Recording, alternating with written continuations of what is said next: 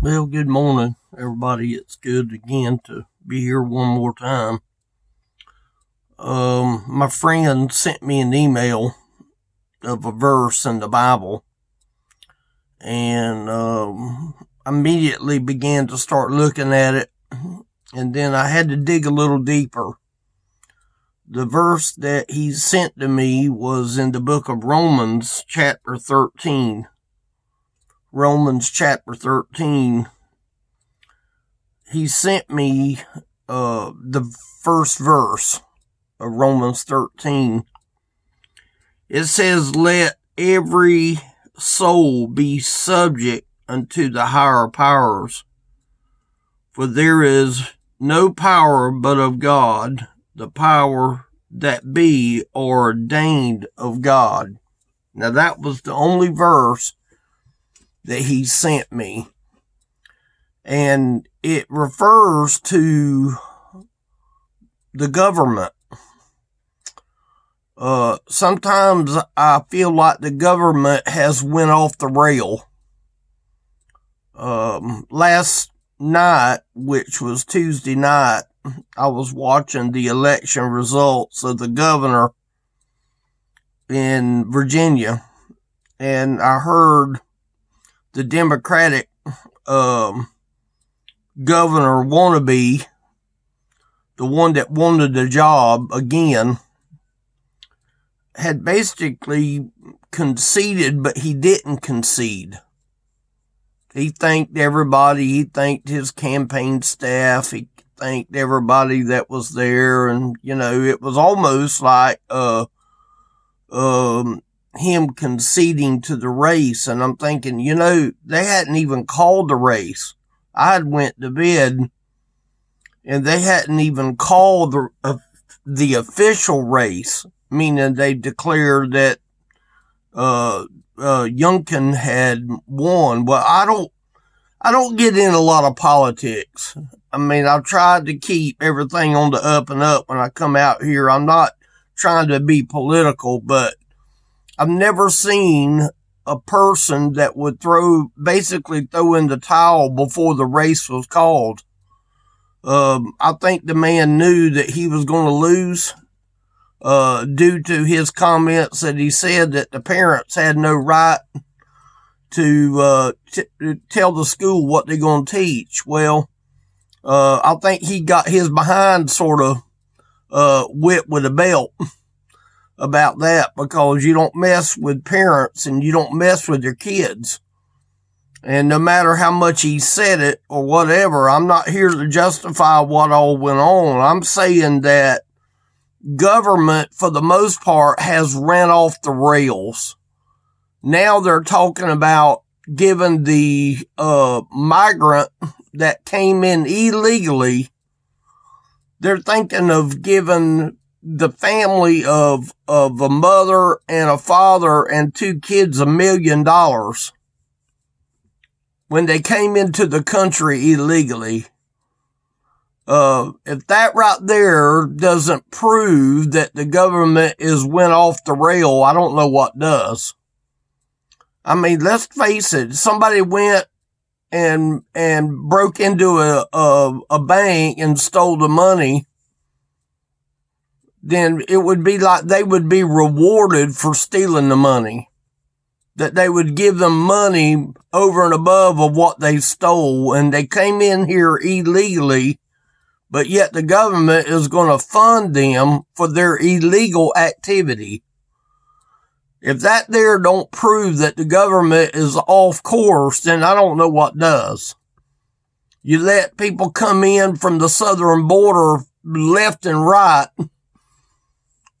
and you have to wonder, like, where is things going to? Well, I knew it was going to happen. I mean, it's not impossible that things is going to happen. And I didn't mean to come out here and get political, but this verse right here in verse 13, it says, "Let every soul be subject to the higher powers," meaning the government is what it's referring to. But I'd like to be able to change the context a little bit And I'd like to be able to say it, what's wrong with being under the higher powers of God? Now, if you read the verse and you really study the verse, it is talking about government. If you went on into verse 2, it says, whosoever therefore resisteth the power, resisteth the ordinance of God.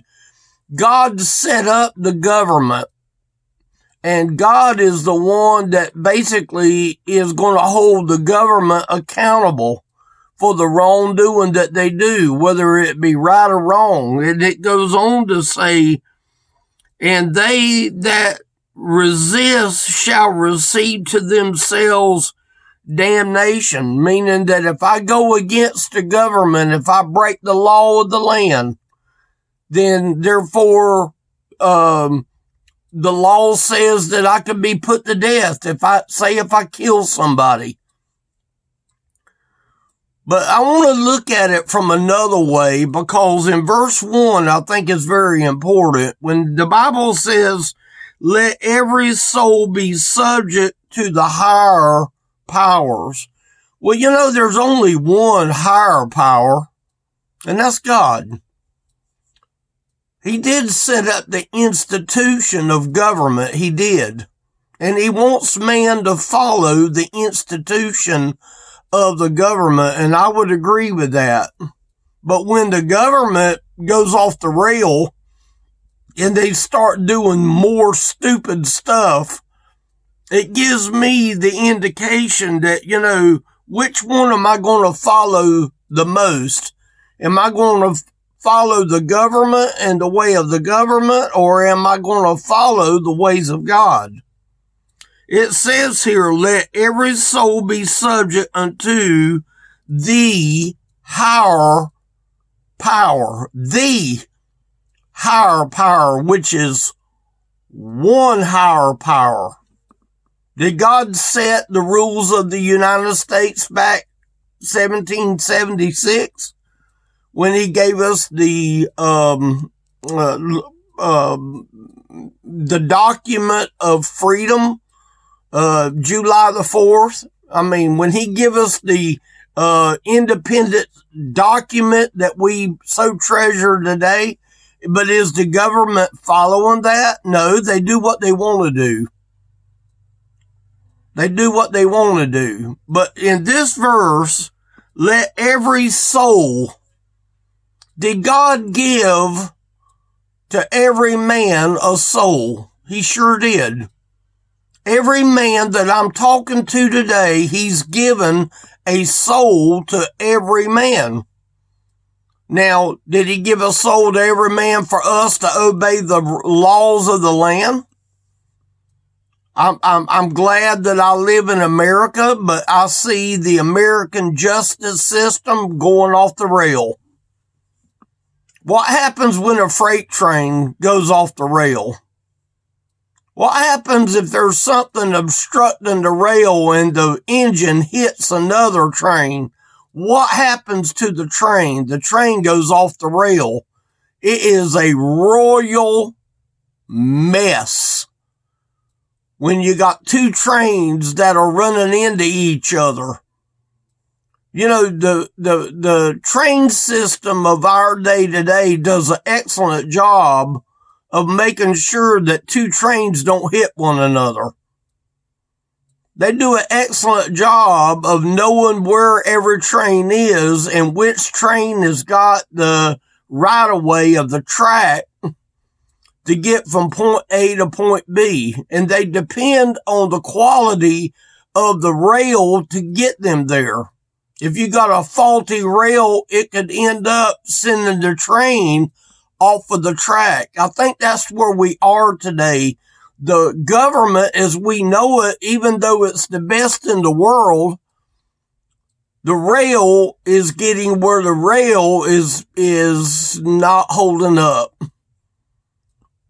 Now, am I going to sit here and blame the federal government? I'm going to blame whoever is in government. But you know what? God ultimately is over all things. I believe that God is allowing the United States to go off the rail. I believe that with all my heart. I believe that the time has come that the Lord is looking from heaven and he's seeing things that he doesn't like. He's seeing a lot of things that he doesn't like. But he is looking at each individual, because the Bible says, let every soul be subject. Now, what does that mean? If I'm subject to the law of the land in the state of Florida, I'm under the rules of the state of Florida. I'm subject to the rules of the state of Florida, meaning I am supposed to obey the rule of the state of Florida. It says here, let every soul be subject unto the higher power, which is God. In this situation, he's talking about government, but I'm looking at it that there's only one higher power. And when the government goes off the rail, then you have to revert back to the higher power, which is the power of God. And I think that's where we are today. We're seeing things get worse and worse and worse. Every day is getting worse. I hate to say it, but when the president went over to the G8 or whatever they call it, people laughed at the United States. The man couldn't even stay awake. Somebody had to go wake him up. People see the United States as going south. Fuel, economy, all the stuff that is going on. We see evidence of all of it going on right in front of our faces. Is it just coincidental that you got all them ships out there in California that's waiting to get to the dock? Oh, can we just sweep it away and say, well, it's just the economy. It's just this. Well, why is gas $3.50 a gallon now? And it's going to go up. We're not even into winter yet. We hadn't even been buying winter fuel yet. Wait until the winter fuel and people start getting cold and they're paying double the amount that they did last year. Double. Or maybe even more. You're going to have a lot of people that's going to go buy them a wood stove and start burning firewood. I hate to say it, but that very well might be what we're heading for, is back to the old days of where you depend on firewood to heat your house. I mean, it's really ridiculous that people can't see the handwriting on the wall. Now, again, is Paul talking about the government here? Yes, he's referring to the government, but there's only one higher power, and that is God to be subject to. Am I subject to the highest power that there is? I want to be. That's the reason I'm out here making this message today, is I want it to be, for me to be subject to the highest power that there is.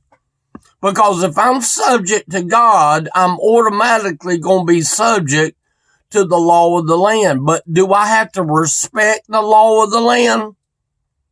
Do I have to respect it when it's not working and the federal government is losing control of the ship? How long do you think an airplane would fly in the right direction if the pilot just said, who cares? I don't care. I don't care where we end up. I don't care.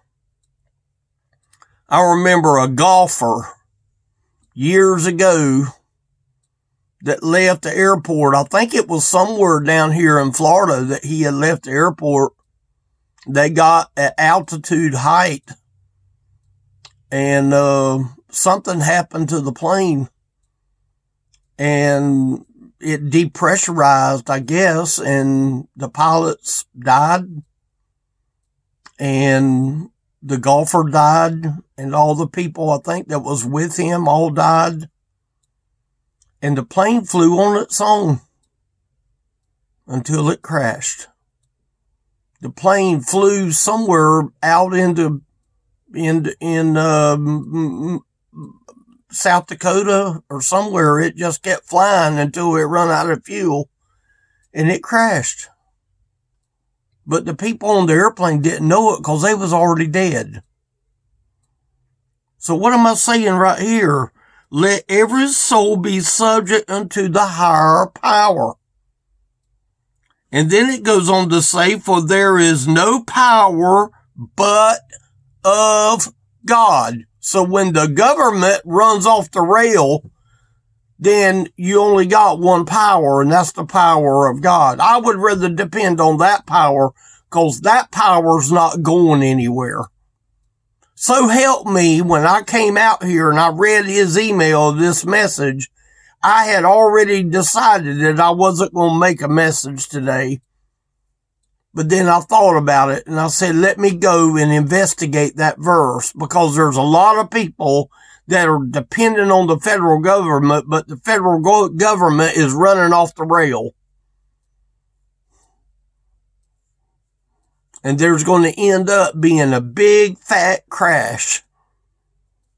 But you know what? For the ones that put their faith in the Lord, for the ones that is dependent on the higher power, for there is no power but of God. The powers that be are ordained of God. Did he ordain the federal government? Yes, he did.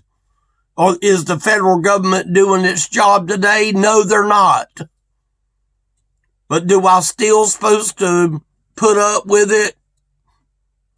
No, I believe it's telling me to revert back to the higher power, which is only one power. He did make the United States to have a power that would be a superior power. But think of it this way. The powers that be are ordained of God, meaning they're God thought of. The ordination of God is what God sets up. Did he set up the federal government back in all them years ago? Was there Christian men that wanted to make a Christian nation? Didn't the pilgrims come over here from England looking freedom to be able to serve the God that they wanted to serve? But now the parents can't even protect their own kids. Ain't it sad that we have went all this time and we have went off the rail for the most part? But the Lord is telling us here that he ordained this power, the powers that be.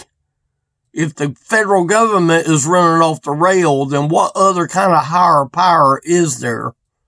There's only one, and that's God.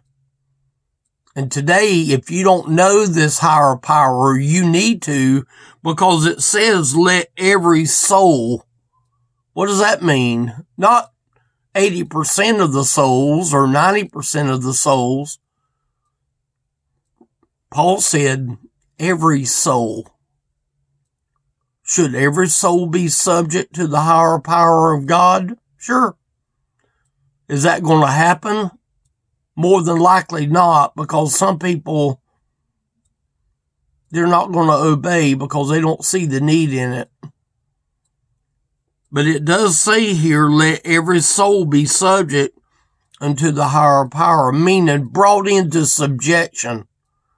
See, I'm under subjection. When I go to my next town and the speed limit is 45 miles an hour, I better not be going 70 or 80. I better not. I went through the school zone yesterday and the flashing wasn't flashing. But there was a deputy down at the road. And I'm thinking to myself, I'm going over, but then the light is not flashing. And I looked behind me to see if he was coming for me, because I was going way over. But you know what? That deputy didn't move. Either he didn't notice me or he didn't really care. But the light wasn't blinking. Now, my defense would have been, if he would have pulled me over, I would have said, sir, the blinking light was not on, so therefore the 20-mile-an-hour speed limit didn't need to be obeyed because the light wasn't on. So would he have had a right to give me a ticket for a light that wasn't blinking? No.